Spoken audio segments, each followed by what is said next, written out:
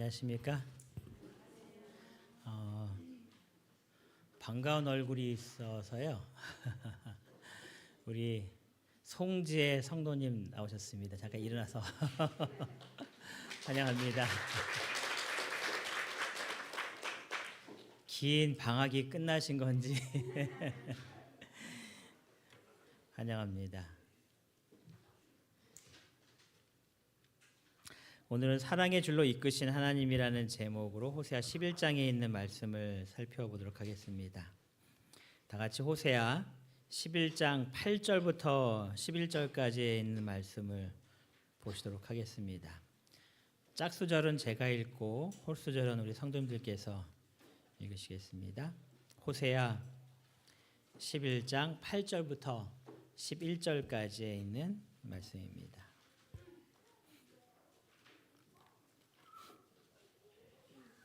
호세아 11장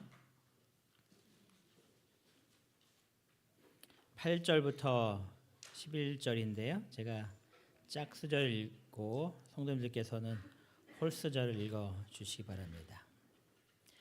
에브라임이여 내가 어찌 너를 놓겠느냐. 이스라엘이여 내가 어찌 너를 버리겠느냐. 내가 어찌 너를 아드마같이 놓겠느냐. 어찌 너를 스보임같이 두겠느냐. 내 마음이 내 속에서 돌이키어 나의 긍휼이 온전히 불붙듯 하도다.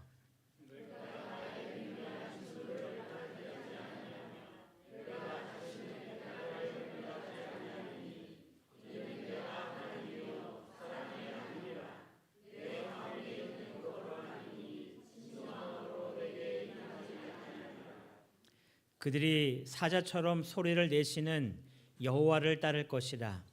여호와께서 소리를 내시면 자손들이 서쪽에서부터 떨며 오되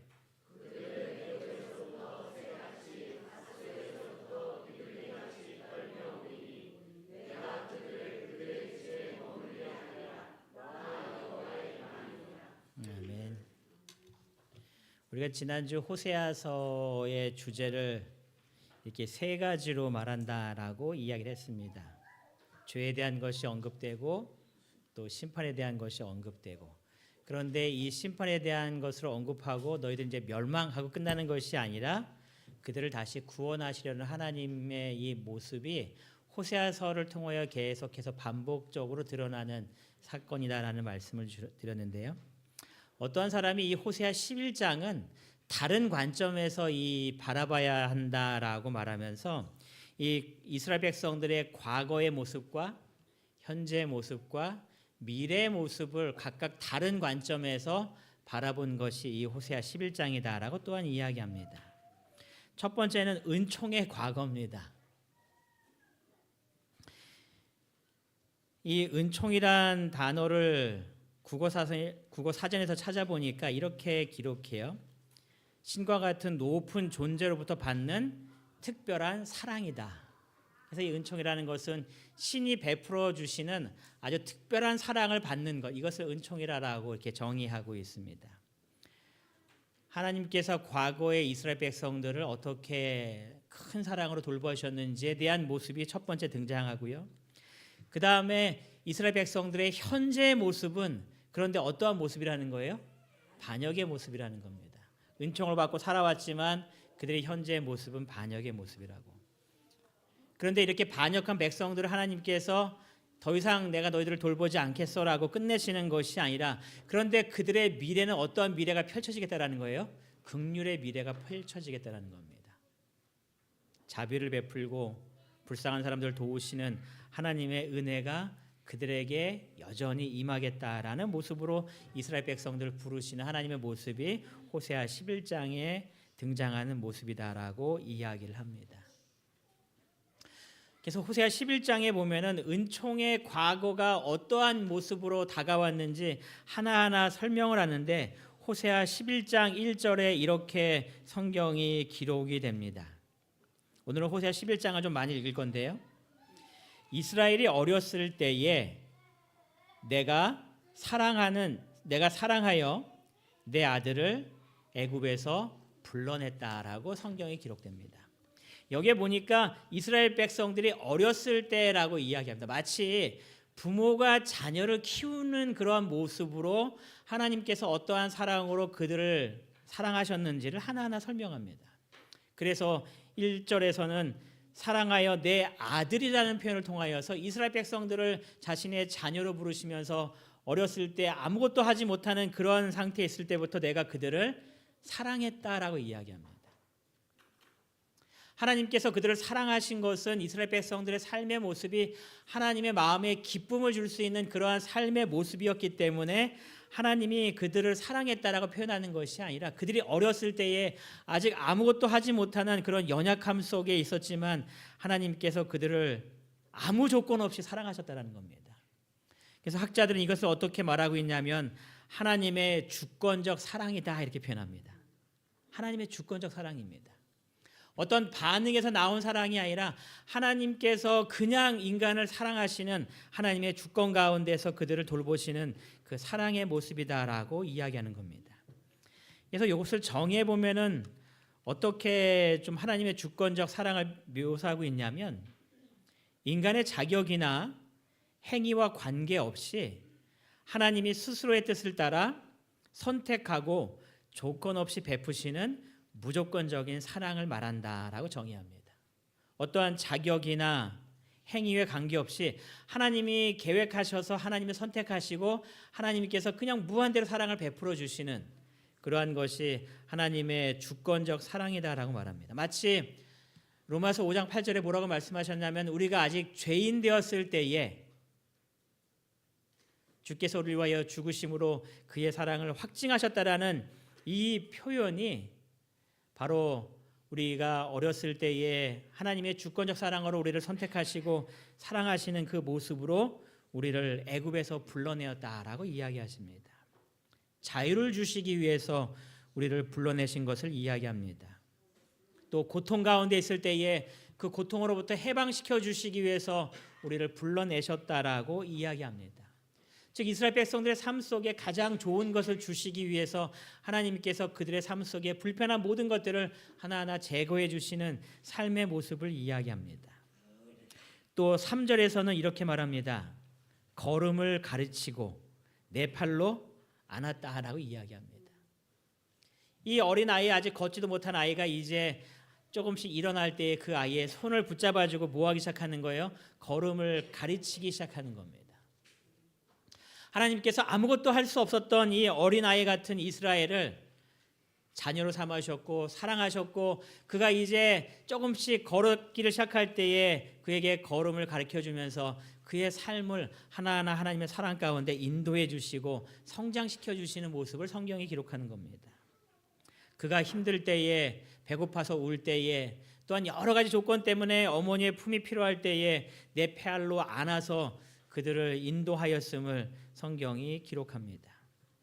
즉 하나님께서 이스라엘 백성들을 얼마나 사랑하셨는지를 이렇게 어린 아이들을 사랑하셔서 성장시켜 주시는 그 과정의 모습으로 이 호세아 11장을 이야기합니다. 그리고 4절은 이렇게 묘사합니다. 사랑의 줄, 사람의 줄, 곧 사랑의 줄로 그들을 이끌었고. 이 사람의 줄이라는 것을 무엇과 대조해서 표현하는 거냐면은 짐승의 줄과 대조하는 겁니다. 집사람이 아침에 저희 집 개를 데리고 산책한다고 했을 때에 여러분 산책할 때에 반드시 뭐를 할까요? 목줄을 채워갖고 가죠. 근데 이놈이 자신이 가고자 싶은 막 길을 가면 어떻게 할까요? 막 강제로 땡겨서 가지 못하게 해서 이 얘가 하고자 하는 대로 놔두는 것이 아니라 얘를 통제하기 위해서 이 짐승의 줄을 매죠. 도망치지 못하게, 위협을 주지 못하게. 사람은 어떨까요? 얘를 통제하고 하지 못하게끔 해서 줄을 매갖고 강제로 끌고 가는 그런 줄을 얘기하는 걸까요? 아니요. 그 아이들을 안전하게 인도하기 위한 그런 사람과 사람과의 연결된 줄을 이야기합니다. 그래서 사람의 줄은 이 짐승을 통제하는 줄과는 다른 줄이기 때문에 그 줄을 사랑의 줄이다라고 이야기하는 겁니다. 하나님께서 자녀들을 마치 우리 부모들이 놀이동산에 아이를 데려갔을 때에 그 아이들을 놓치지 않게 하기 위해서 그의 손을 꼭 붙잡고 그를 인도하는 것처럼 그런 사랑의 줄로 우리를 묶으셨다라고 이야기하는 겁니다. 이것이 탈무드에 있는 얘기인지는 못 찾겠어요. 제가 탈무드에 있는 얘기라고 누가 해갖고 탈무드에 있는 책들을 좀 찾아보려고 찾았는데 못 찾았는데, 내용은 좋아서 탈무드에 있든 없든 얘기를 좀 하면 그런 기록이 있습니다. 어머니가 이제 아이를 출산합니다. 그러면은 제일 이제 세상 밖으로 나오면 첫 번째 하는 일이 뭘까요? 제가 첫째는 못하고 둘째는 해봤어요. 그게 뭘까요? 탯줄을 자르는 일을 합니다. 그렇죠? 엄마하고 연결되어 있던 탯줄을 자릅니다. 근데 그 기록에 보면은 이 엄마와 자녀에 연결되어 있는 탯줄을 자를 때에 천사는 엄마와 자녀의 마음 속에 사랑의 줄로 대신 메어준다, 이렇게 표현하더라고요. 그러니까 아름다운 표현이죠. 이 관계가 단절되지 않도록 이렇게 연결시켜주는, 하나님께서 이러한 사랑의 줄로 우리를 꼭 붙들어 매셨다라는 겁니다. 우리의 삶 속에 다른 방향으로 가지 않고 하나님의 사랑 안에 머물 수 있도록, 그래서 우리가 더 행복하도록 사랑의 줄로 우리를 이끌고 계신다라고 표현합니다. 이 표현 속에서는 어떠한 말씀을 하고 계시는가? 다 같이 호세아 11장을 손으로 잡으시고 예레미야 31장 3절에 있는 말씀을 다 같이 찾아서 읽어보도록 하겠습니다. 예레미야 31장 3절입니다.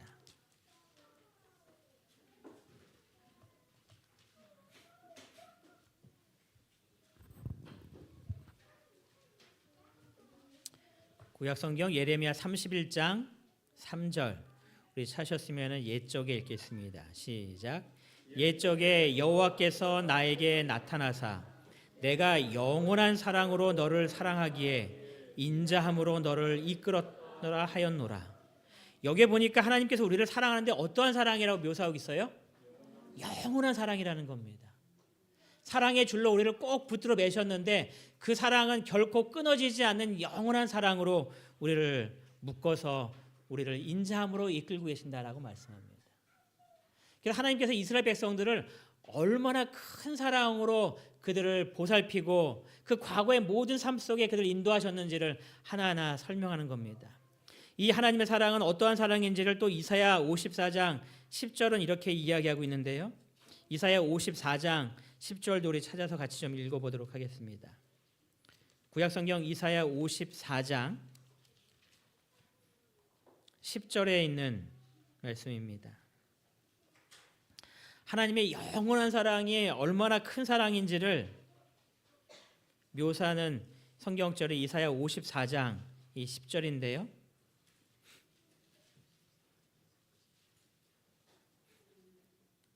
우리 찾으셨으면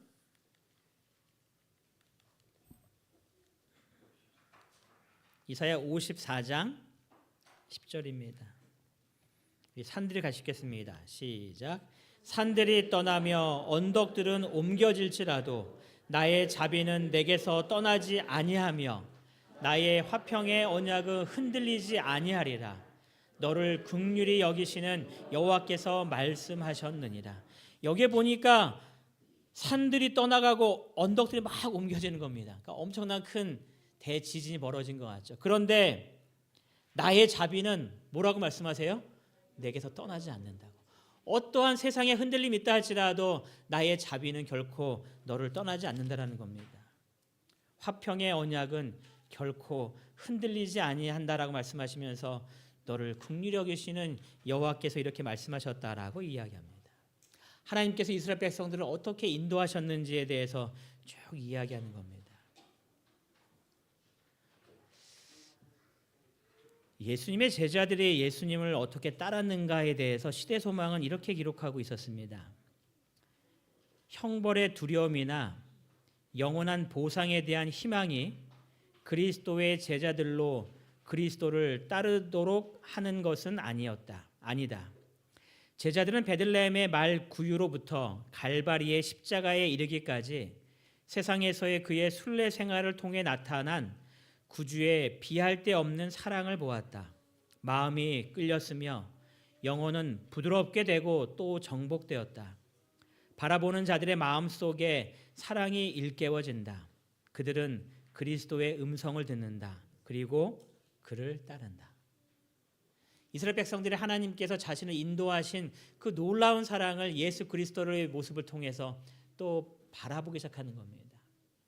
그래서 그들이 예수님을 따르는 것은 예수님을 따라다니면 무언가 예수님을 통해서 생기는 뭔가가 있기 때문에 그를 따라다니는 것이 아니라 그를 통해서 나타난 하나님의 놀라운 사랑을 그들의 마음속에 느꼈기 때문에 예수님을 그들이 따르기 시작했다라고 이야기합니다. 여러분의 삶 속에 하나님께서 나를 정말 사랑하시고 인도하신 그 놀라운 사랑의 주를 우리는 얼마나 기억하고 살고 계십니까? 하나님께서 나를 정말 사랑하셔서 나의 삶을 지금까지 인도하여 주시는 그 놀라운 은혜가 얼마나 컸는지 내 삶을 뒤돌아보시면서 그 하나님께 항상 감사하게 되시기를 간절히 바랍니다. 예수님께서 우리의 삶을 위하여 이런 일을 하셨다라고 시대소망은 또 계속해서 이야기합니다. 목자가 자기 양떼보다 앞서가서 몸소 행로의 위험을 먼저 당하는 것처럼 예수께서는 그의 백성에게 그렇게 하신다. 우리를 위하여 더욱 쉬운 길을 만들기 위하여 예수의 발은 억센 가시들을 내리 누르셨다. 우리가 져야 할 모든 짐을 예수께서 친히 지셨다. 이러한 삶의 모습으로 우리를 인도하고 계셨다는 이야기입니다. 그러니까 이스라엘 백성들의 과거의 삶은 그 모든 삶이 하나님께 감사할 수밖에 없는 그러한 삶이었다는 이야기입니다. 때때로 우리의 삶 속에 슬프고 어려운 일들이 있을 때 그럼 우리는 어떻게 해야 하는가? 시대소망 438페이지에 있는 말씀인데요. 이 말씀을 좀 같이 읽겠습니다. 나는 시작. 나는 그대의 눈물을 안다. 나도 역시 울었다. 인간의 귀로 차마 들을 수 없는 극한 슬픔을 나는 안다. 그대는 고독하고 버림을 받았다고 생각지 말라. 그대의 고통이 세상에 있는 어떤 사람의 심금도 울리지 못할지라도 나를 바라보고 살아라. 주님께서 다 안다고 말씀하십니다. 나도 너와 같이 함께 울었다라고 이야기합니다. 내 슬픔이 얼마나 크고 내가 얼마나 어려웠는지를 주님께서 다 아신다라고 말씀하시면서 뭐라고 말씀하시냐면 나를 바라보고 살아라 이렇게 이야기합니다. 예수님 바라보고 사시는 이문동교회 성도님 되시기를 간절히 바랍니다. 우리의 삶 속에 필요한 모든 것들을 아시고 우리 옆에서 우리를 끝까지 인도하시는 그 하나님의 과거의 놀라운 사랑을 지금 호세아 11장을 통하여서 이스라엘 백성들에게 이야기해 주시는 겁니다. 사랑의 줄로 그를 이끌었다고 말씀하시면서 하나님에 대해서 묘사하기를 그 목에서 멍에를 벗기는 자라고 묘사를 하고 있습니다. 멍에는 어르신들은 다 아시죠? 우리 학생들이 모를까봐 그림을 좀 가져왔는데 소 이렇게 목 위에 올려놓은 이 나무 기다란 것을 우리가 멍에라 부릅니다. 일을 시키기 위해서 얹어놓는 거죠. 우리의 세상적인 짐들을 이야기합니다. 그런데 하나님의 모습을 기록하면서 목에서 그 멍에를 벗기는 자라고 이야기합니다. 우리가 세상에 여러 가지 고민과 갈등과 어려운 문제로 신음하고 있을 때에 하나님께서 우리에게 다가오셔서 그 멍에를 내려놓으시겠다라고 이야기하는 겁니다. 그래서 주님께서 마태복음 11장에 뭐라고 말씀하세요? 수고하고 무거운 짐진 자들아.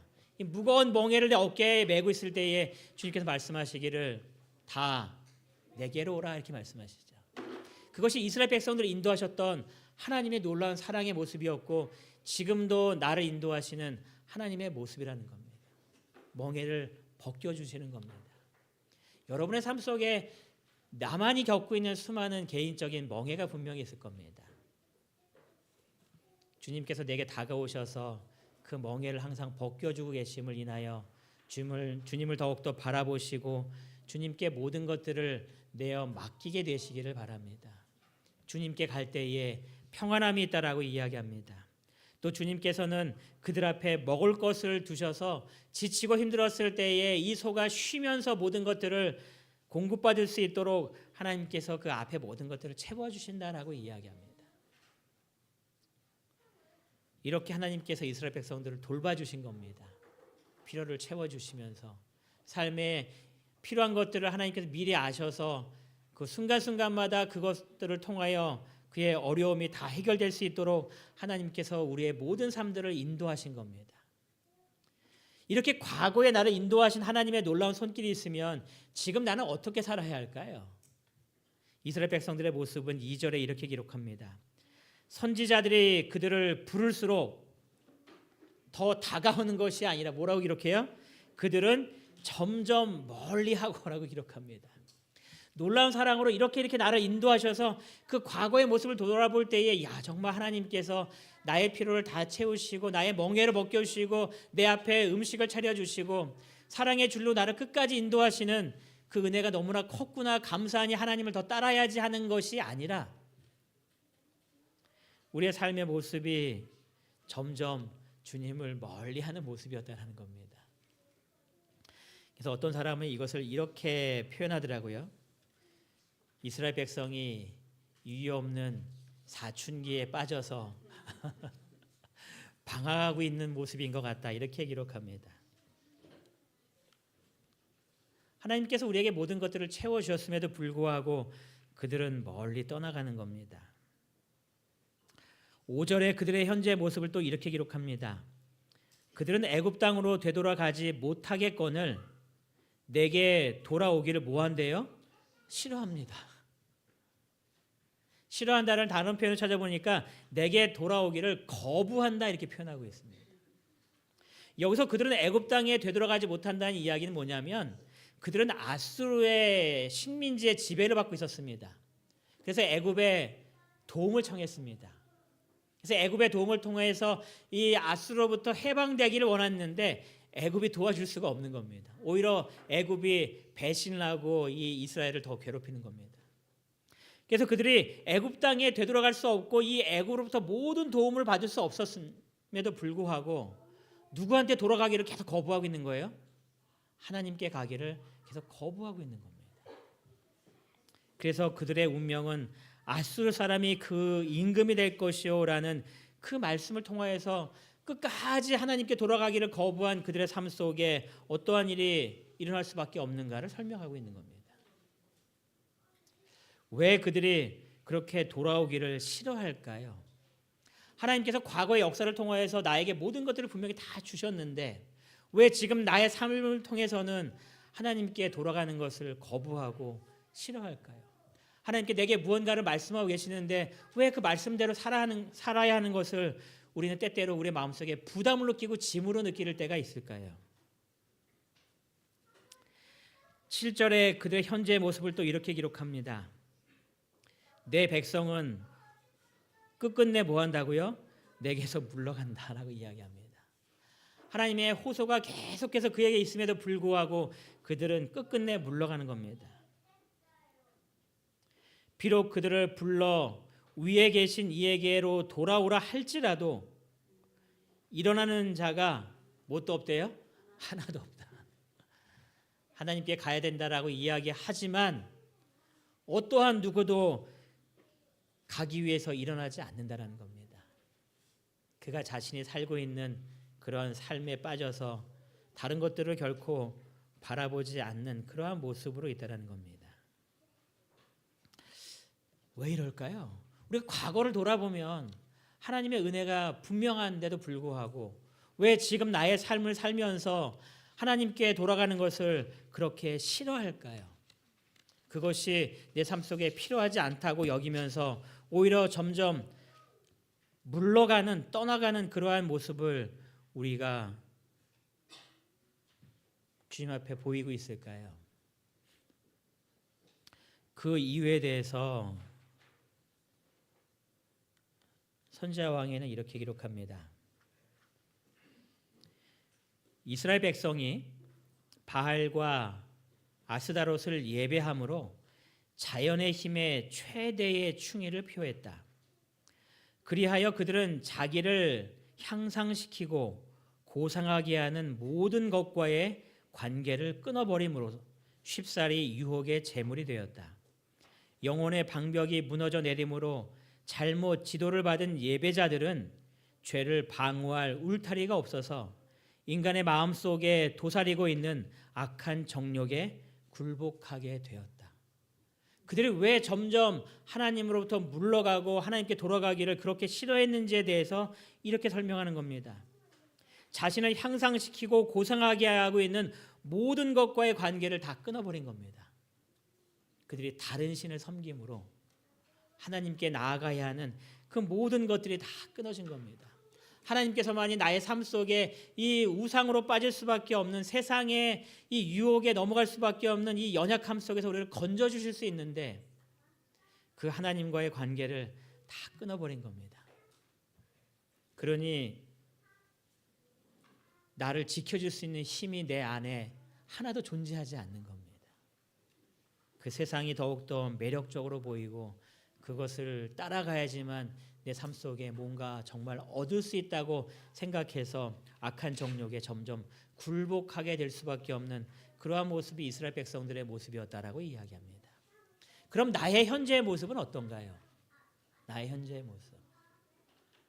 나는 나를 향상시키고 고상하게 하는 모든 것과의 관계를 더욱더 굳건하게 하시고 그것을 더욱더 붙들며 그것을 위하여 나의 시간을 더 투자하고 계신가요? 아니면 나도 이스라엘 백성들과 마찬가지로 나를 향상시키고 고상하게 할 수 있는 모든 것과의 관계 속에서 아니 이것보다는 이것이 더 우선인 것 같아라고 다른 것들을 많이 바라보며 우리의 시간과 우리의 삶을 투자하고 계신가요? 이스라엘 백성들이 넘어진 이유는 간단했던 것 같습니다.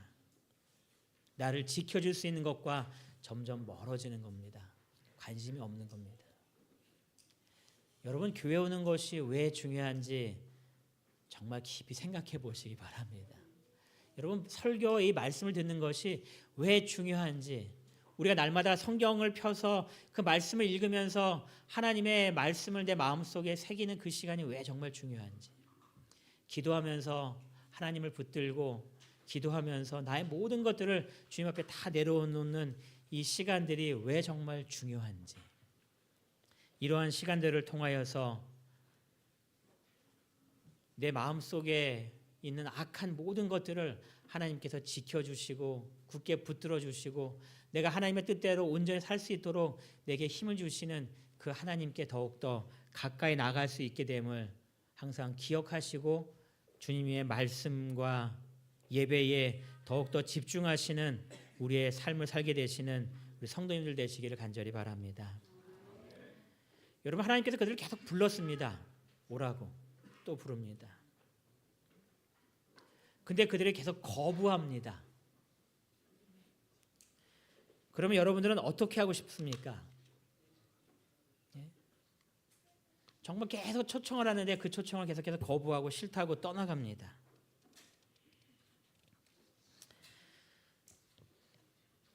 포기할 것 같습니다. 아유, 쟤는 안 되는 것 같아라고 그냥 놓아버릴 것 같습니다. 내가 정말 이 정도까지 했으면 좀 들어 먹어야지 하면서 더 이상 그와 관계를 하고 싶어 하질 않을 것 같습니다. 근데 하나님의 모습은 좀 다르게 성경에 기록됩니다. 호세아 11장 1절은 그들의 미래에 대해서 기록하면서 내가 그들의 집에 머물게 하겠다라고 말합니다. 여러분 여행을 아무리 좋은 데 가도 집에 딱 들어오면서 하시는 말씀이 뭔가요? 역시 내 집이 최고야 이렇게 말씀하시죠. 내 집이 정말 저 멀리 갔을 때에 호텔보다도 더 좋지 못한 집이라 할지라도 내 집에 오면 마음이 편하고 행복하고 이제 뭔가 쉴 수 있는 것 같고 하나님께서 이스라엘 백성들을 그들의 집에 머물겠다라고 이야기하십니다. 포로로 끌려가서 모든 것들을 빼앗겼던 그 이스라엘 백성들에게 내가 너희들을 다 회복시켜 주시겠다고 하나님께서 약속하시는 겁니다. 왜 이런 약속을 하실까요? 이렇게 말도 안 듣는데 하나님께서 호세아 9장 15절에 보면 어떤 말씀하셨냐면 내가 그들을 미워한다라고 표현합니다. 얼마나 떠나가는지 내가 그들을 미워한다 표현합니다. 그리고 말씀하시기를 다시는 사랑하지 않겠다라고 이야기하셨습니다.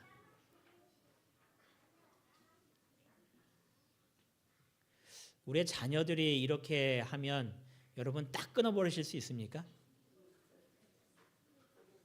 호적에서 파낼 거야 라고 얘기하시면서 파내십니까? 아무리 내 마음속에 안 드는 일을 한다 할지라도 그 자녀에 대해서 안타까운 이야기를 들으면 내 마음속이 어떤가요? 그 때문에 힘들고 아파하고. 호세아 11장 8절에서 이렇게 말씀하십니다. 우리 읽었지만 다시 한번 읽겠습니다. 에브라임이여, 시작. 에브라임이여, 내가 어찌 너를 놓겠느냐? 이스라엘이여, 내가 어찌 너를 버리겠느냐? 내가 어찌 너를 아드마와 같이 놓겠느냐? 어찌 너를 스보임같이 두겠느냐? 내 마음이 내 속에서 돌이켜 나의 국률이 온전히 불붙듯 하도다. 여기에 아드마와 스보임은 어디를 얘기하냐면요, 창세기 14장에 보시면은 이 소돔과 고모라 이 주변에 있는 나라들과 함께 다른 이 연합군과 함께 싸우는 그런 일이 있었습니다. 그때에 이 소돔과 고모라가 이 싸움에 패해서 모든 것들을 빼앗기고 멸망하게 될 때에 이 소돔과 고모라의 옆에 있던 이 성들이 아드마라는 성이었고 스보임이라는 성이었습니다. 이 전쟁에서 완전히 모든 것들이 다 끝나버립니다. 나라가 멸망해버립니다. 아주 작은 나라였고 여러분들이 오늘 처음 들어볼 만한 그런 나라들입니다. 중요하지도 않고요, 뭐 별로 이 나라 없어진다고 해서 큰 문제가 되지 않은 그러한 나라들입니다. 그런데 하나님께서 그런 나라들의 이름을 들먹거리시면서 내가 어찌 너를 아드마같이 그냥 놓아버리겠느냐? 아주 이름도 없고 그거 있으나 없으나 한 그러한 존재일지라도 내가 결코 놓지 않겠다라고 말씀하시면서 내가 너희를 그렇게 놓지 않을 거야라고 약속하시는 겁니다. 나의 모습이 정말 이 아드마와 스보임같이 아무렇지도 않은 그런 존재를 할지라도 하나님께서 나를 그냥 두실 수 없다라는 겁니다. 세상 사람들이 보기에 그렇게 중요하지 않은 존재를 할지라도 내가 너를 놓거나 내가 너를 버릴 수 없다라고 이야기하는 겁니다. 왜냐하면 그들이 아까 1절을 통하여서 하나님께서 뭐라고 부른 사람들이기 때문에 그래요? 내 아들이라 불렀기 때문에 그렇습니다. 내 자신이 하나님의 자녀가 되심에 감사하게 되시길 바랍니다. 하나님이 이토록 놀라운 사랑을 받을 수 있는 큰 은혜를 받은 사람입니다. 그래서 내 마음속에 내 속에서 돌이키어라는 표현이 내가 그를 생각할 때마다 그 뜻인 겁니다. 내가 아예 그를 더 이상 안 볼 거라고 했지만, 그를 내가 더 이상 사랑하지 않을 거라고 얘기했지만, 내 마음속에 그의 이름을 자꾸 생각해보고 그 이름을 떠올릴 때마다 내 마음속에 무엇이 불붙어 자꾸 일어나요? 긍휼이 불붙어 자꾸 일어나는 겁니다.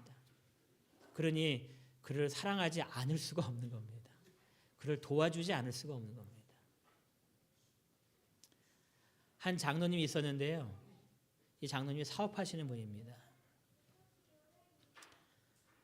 그 장로님이 설교를 들을지도 모르시겠는데, 이 아들이 집안에 있는 돈을 다 그냥 갖다 써버리는 겁니다. 이분이 사업하시는데 뭐 집 있는 것도 집도 자기 집에서 다 뺄 수밖에 없는 그런 환경까지 이 아들이 다 만들어버리는 겁니다. 제가 봤을 때 이 아들은 못된 아들인 겁니다. 그래서 이야기할 때마다 이제 좀 그만 좀 하시죠. 노년 자기 생각도 하셔야지 어떻게 다 이렇게 대주냐고. 근데 결국은 자기 집을 빼서라도 도와줍니다. 왜 그렇게 할 수밖에 없는 거예요? 내 사랑하는 자녀이기 때문에.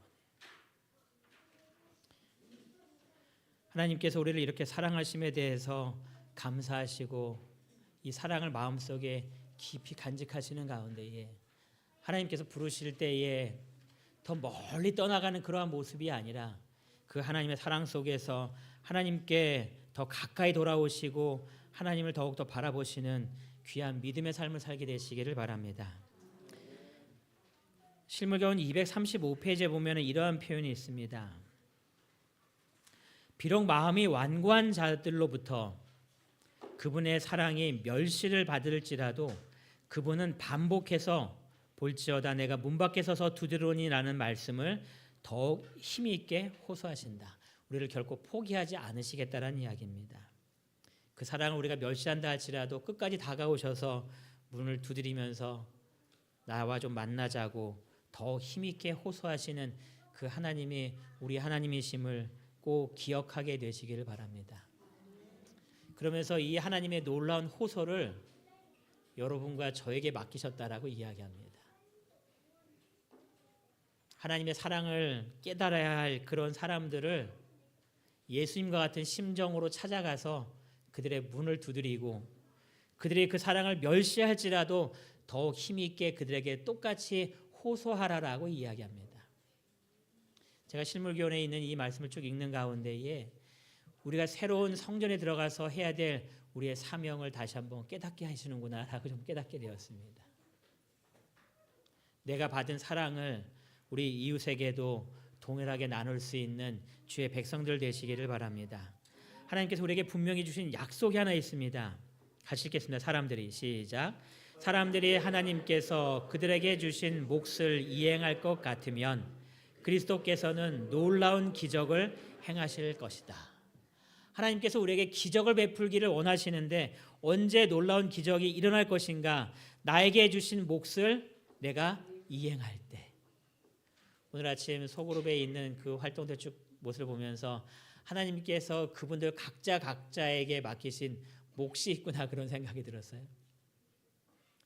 그 역할들을 감당할 때에 나의 능력은 작은 것 같았었는데 하나님의 놀라운 역사가 함께 할 때에 기적과 같은 일이 이문동에 분명히 일어나게 될 것입니다. 우리의 마음속에 하나님이 놀라운 사랑을 깊이 깨달으시고 이 사랑을 굳건하게 전하시는 이문동교회 모든 성도님 되시길 바라면서 오늘 말씀을 마치겠습니다.